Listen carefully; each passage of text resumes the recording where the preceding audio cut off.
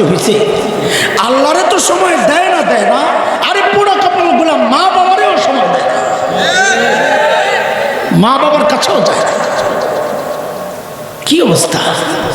নিকটে পৌঁছে যায়, আল্লাহর সবচেয়ে নৈকট্য লাভ করে কিসের মাধ্যমে? যখন সে সিজদায় লুটায়। সিজদায় গেল মানে বান্দা আল্লাহর সবচেয়ে কাছে চলে গেল।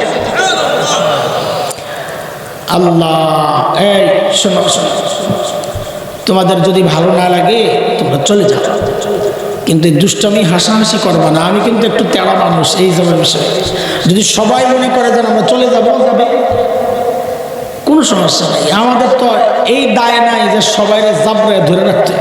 আমার দায়িত্ব কিছু বলা, কয়জন শুনলো সেটা আমার বিষয় না, কিন্তু যতজন শুনবে মনোযোগ দিয়ে শুনতে হবে।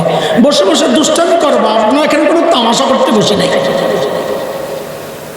এখনো হাসতেছে নির্লজ্জের মতো। ছোটবেলায় বাপ মা কিছু শিখায় নাই? হ্যাঁ, পারিবারিক শিক্ষা পাও নাই?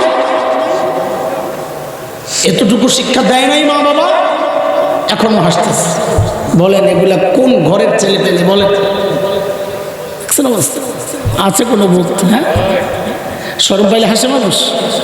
এই নতুন সিস্টেম শুনলাম, আপনাকে এলাকায় শরম পাইলে হাসে না? ঠিক আছে, তাহলে তার কিছু করার নাই। তা হাসো, শরম যদি পাই হাসি তো হাসো, ভালো করে হাসো। এটা আমার জানা ছিল না, এই ব্যাখ্যা একটা আসছে, তাই মনে একটু সান্ত্বনা পাইলাম।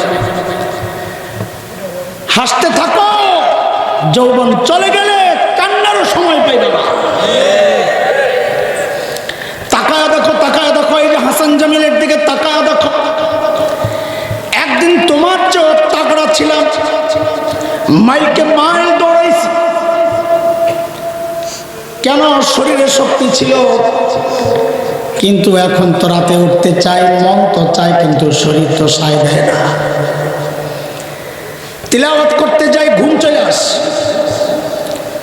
হারামে গেলে তফ করতে মন চায়, একবার কইরাই আর তো করতে পারি না, শরীর সায় দেয় না। অথচ হায়াতের এমন একটা সময় গেছে, প্রতি নামাজের পর তফ করতাম, একবার দুইবার না একাধিক তফ করতাম, তাও শরীরে কিচ্ছু মনে হইত না। এই জন্য নবী বলেন, রে যুবক, এই যৌবন কিন্তু থাকবে না। থাকতে থাকতে আবাদত করে না, একদিন তোমারও মন চাইবে, কিন্তু শরীর সায় দিবে না, কোমর সায় দিবে না। তখন কিন্তু আফসোস করবা, কিন্তু করার থাকবে না কিচ্ছু, করার থাকবে না কিচ্ছু। যা করার পুঁজি, যা বানানোর, এখনই বানায় না, এখনই বানায় না। বাবা, এই আমগরে দেখ, এই যে দেখ, দাড়ি সাদা, চুল সাদা। আয়নায় মাঝে মধ্যে যখন নিজের দেখি, কলিজা মোচড় দেয়, মাঝে মাঝে চিৎকার করে কাঁদতে মনে চায়। কেন? যাহারে এই যৌবনের প্রায় 36-37টা বছর চলে গেছে বালেগ হওয়ার পর। এই লম্বা টাইমে আহারে প্রতিদিন যদি 2 রাকাত করে নফল নামাজ পড়তাম, আজকে আমল নামায় কতগুলো নফল জমা হতে পারে। হাই কি করলাম, হাই কই আড্ডা দিয়া সময় শেষ করলাম।